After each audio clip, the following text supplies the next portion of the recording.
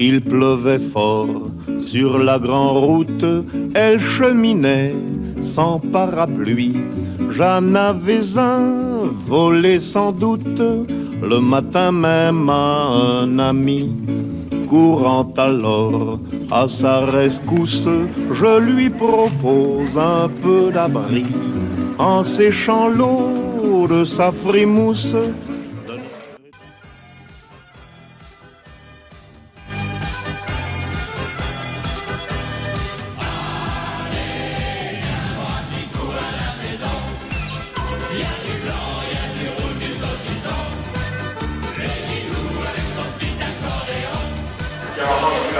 Donc on est un domaine familial, il y a le domaine de 32 hectares de vignes, 32 hectares, chez nous ça fait le domaine de foyer, les domaines de foyer sur les bords de route, entre 45 hectares, si vous êtes à 20 hectares à Champagne, c'est milliardaire, ou millionnaire, c'est sûr. Donc on a les vignes réparties sur le village, on a 3 gros îlots qui forment la propriété, ce sont les 32 hectares de vignes, on fait moitié blanc, moitié rouge et rosé, et on a 12 cépages. Et ce qu'il fallait savoir, c'est que toutes ces entreprises, souvent, c'était des fournisseurs au partage du matin, aujourd'hui, c'est de l'info de pardon. Donc nous, on était des gros fournisseurs de graines comme ça. Il faut savoir, c'est qu'après-guerre, après 45, on était c'était du battage, c'est-à-dire c'était des batteurs qui frappaient la végétation pour ramasser les graines. Imaginez que ça fait plus de loin, aujourd'hui, on va les écraser avec un fumoir, c'est-à-dire le rouleau avec des taux, qui vont écraser nos grains et on va récupérer nos jus et nos graines avec nos pommes. Donc si c'est du raisin là, on l'envoie ou dans le pressoir en haut à gauche ou dans la cuve de macération moléculaire. C'est-à-dire que là, le raisin là, on le presse directement. Et là, on s'est aperçu que si on le laissait macérer de 6 à 24 ans, on arrivait à extraire des arômes qui étaient à la foule des raisins. On n'a rien mangé, on a tous fini complètement noirs. C'était pas de la fin de nos déboires. J'arrive pas tout de suite à cette histoire. Y'a pas de vin, y'a pas de pain, s'il y a pas les copains.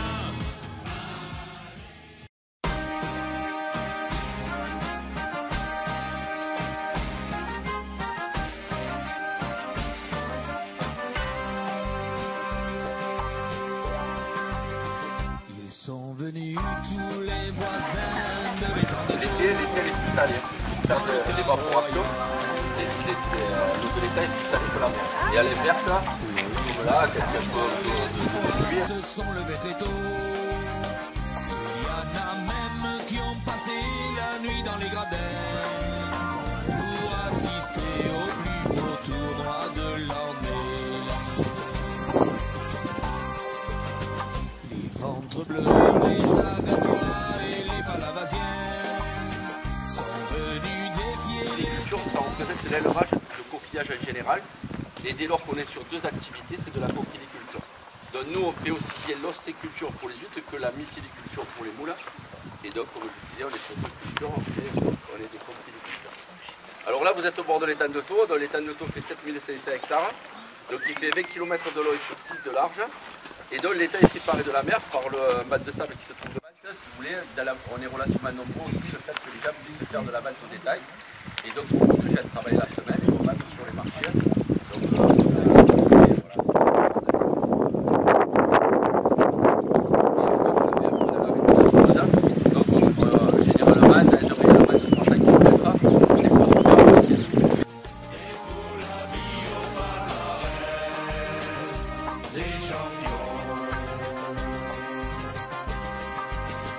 Ils ont défilé le matin dans les rues de la ville jusqu'à l'hôtel de ville.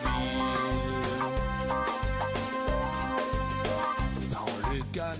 Ici, donc on fait quand même essentiellement de l'ostréiculture, c'est-à-dire on fait essentiellement des huîtres sur les tanks. Mais par contre, donc si vous voulez, le milieu est plus favorable pour l'élevage des huîtres que par rapport aux moules.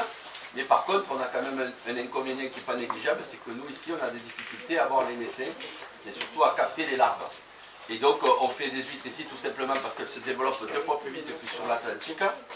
Donc si on part du même départ, c'est-à-dire d'une larve sur la Méditerranée ici, donc il nous faudra 2 ans pour faire une huître à la taille commerciale, alors que sur l'Atlantique, il faut 4 ans minimum. Donc on gagne la moitié de temps. Et si on a des naissains, on achète des naissains de ce calibre-là, on les met en culture et on peut les avoir dans l'année. On peut les récolter à l'année. Donc nous, si vous voulez, on peut avoir des récoltes chaque année, alors qu'eux, il leur faut 4 ans s'ils partent du départ. Et vous ne faites pas une essai? Non, et je vais vous expliquer pourquoi. Alors déjà, vous allez me poser la question, pourquoi ça pousse plus vite ici? Hein, c'est pas ça la question? C'est bon la question, madame. On est les meilleurs. Ça c'est pas mal, ça c'est vert. J'ai les cheveux qui sont un peu verts. Il y a 3 raisons qui font que ça pousse plus vite ici. Donc la première, c'est déjà, on est en Méditerranée, on n'a pas de marée. Donc déjà, c'est l'avantage, on a toujours les coquillages émergés. Le deuxième élément, c'est, vous savez de quoi se nourrissent les coquillages? Plancton. Plancton. Et donc l'état est très riche en plancton parce qu'on en apporte d'eau douce et on en a région avec beaucoup de soleil. Et donc avec la photosynthèse, ça fait développer le plancton, donc on a des coquillages dans l'eau avec de quoi se nourrir. Et après, ce qui est aussi le plus important, c'est la façon dont on élève les huîtres ici par rapport à eux. C'est-à-dire que nous, on va coller sur un fil, on va coller les huîtres sur une corde. Alors que, si vous voulez, la culture n'est pas du tout celle-ci. Elle se fait dans des poches. Ça se cultive dans des poches. Alors, si vous voulez, au départ, quand les huîtres sont petites, alors je vais vous expliquer par contre le naissin. Donc au départ, quand les huîtres sont relativement petites, les mailles sont plus fines. Et donc sur un volume comme ça, ils mettent à peu près 200-300 huîtres au départ, petites. Et au fur et à mesure que les huîtres vont prendre de la taille, ils vont réduire le nombre d'huîtres par poche. Et après, ils vont changer les mailles, puisqu'il faudra des mailles un peu plus grosses. Et par contre, pendant 4 ans, les poches sont bougées régulièrement. Donc, ou il est des doubles, ou après, il les bouge pour pas que les huîtres s'étouffent, restent collées les unes aux autres. Alors, donc ça, si vous voulez, ça demande beaucoup de manipulation. On attend, on a juste le temps de boire l'apéro et après on a qu'à aller travailler. Donc ça va beaucoup plus vite, beaucoup plus vite. Donc voilà, c'est pour ça que je vous dis quelque part aussi c'est la notoriété d'un produit par rapport à d'autres. Bon, après il y a la façon aussi du goût, après c'est la recette. On élève les coquillages, je veux parler de la reproduction. Donc nous, la difficulté qu'on dit sur le NAS, comme je vous ai dit, on n'a pas les essais. C'est pas que les huîtres ne se reproduisent pas dans l'étang, tout simplement que pour nous ça nous est très compliqué de capter les larves. Donc il faut savoir que les huîtres sont bisexuaires, on appelle ça des diploïdes. Ce qui fait que voilà, il n'y a pas d'interdiction de vente dans les terres, mais bon, il faut savoir que les huîtres ne sont pas du tout dans la même configuration que le reste de la terre. Bon, bien que maintenant je vais vous expliquer, on a des huîtres qu'on appelle des triploïdes, c'est des huîtres qui sont rendues stériles par des écloseries. Et au 21e jour, une fois qu'elle s'est transformée, à son 21e jour, elle va se poser. Et donc, pour que cette larve devienne une huître, il faut qu'elle se pose sur un support qui va être propre et solide, qui va permettre de la délier.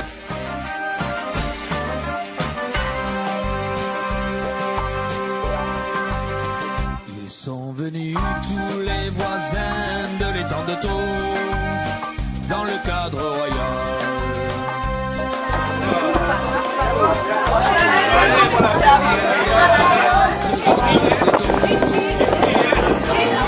Même qui ont passé la nuit dans les gradins pour assister au plus beau tournoi de l'année. Les ventres bleus, les agatois et les palavasiens sont venus défier les Sétois sur leur propre terrain. Malheur à celui qui plongera au canal. Pour la servir, sur leur tête, les jouteurs se défient au son du haut et derrière la barrière pour essayer de remporter le premier prix. Pour la servir, la grande fête des jouteurs du Midi.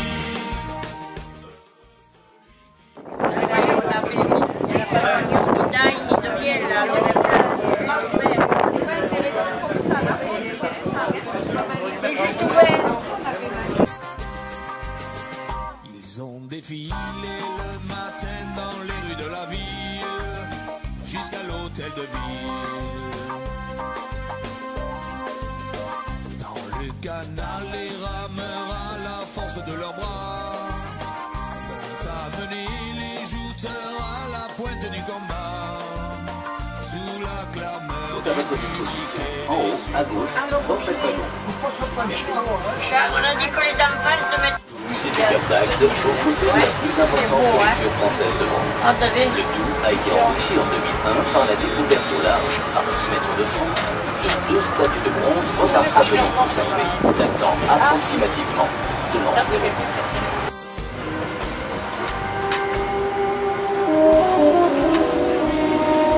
Cette pinette là, c'est l'épée là. Le dé... Ça fait pas qu'à Japon.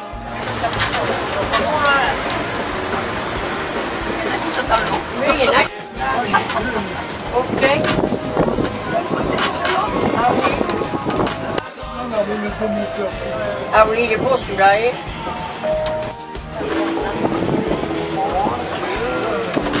Il y en a qui sont grands là-bas, mais... Il y en a qui sont beaux là-bas au fond, mais... C'est le noir. Et l'eau, elle est claire là, hein.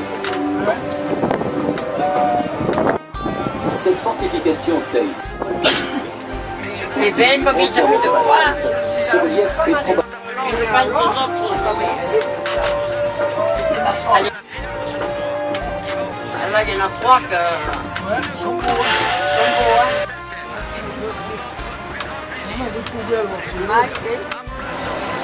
Les restaurants le soir, ça va l'été, ça va être plein. Entièrement basalte par le cardinal de Richelieu en 1634, qui avait le projet de créer au Cap d'Agde un port militaire. Et c'était pas Agde. C'était un volcan qui était même avant.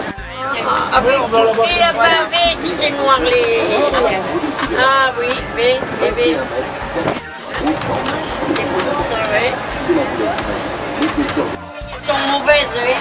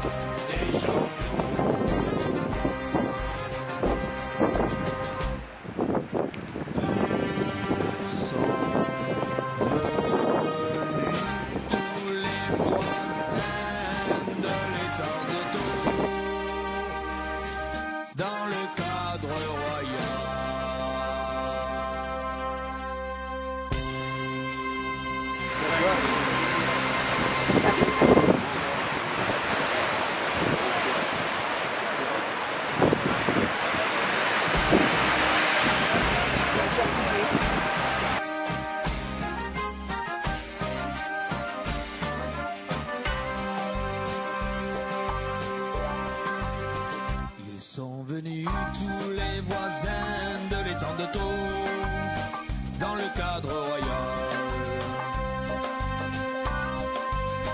pour les attendre, les Sétois se sont levés très tôt.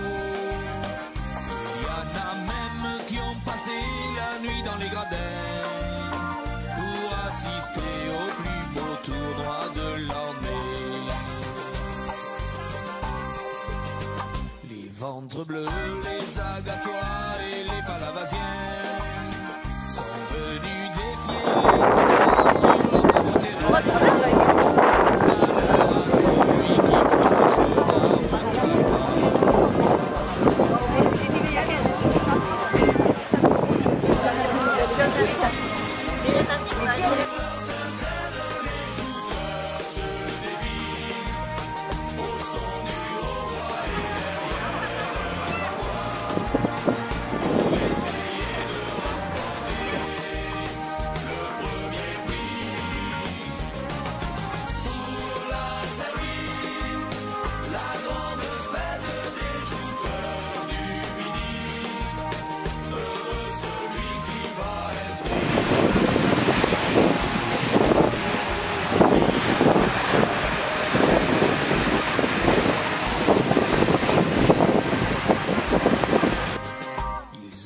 défiler le matin dans les rues de la ville, jusqu'à l'hôtel de ville. Le canal les rameurs à la force de leurs bras,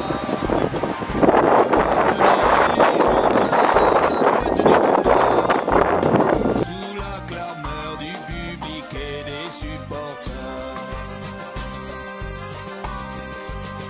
Qu'ils soient de Metz, de Balaruc ou de Marseillais,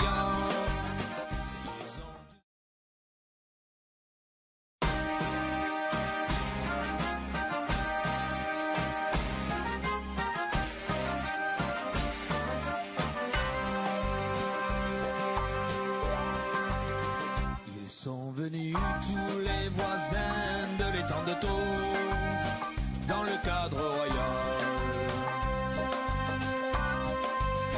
pour les attendre. Les Sétois se sont levés très tôt. Il y en a même qui ont passé la nuit dans les gradins pour assister au plus beau tournoi de l'année.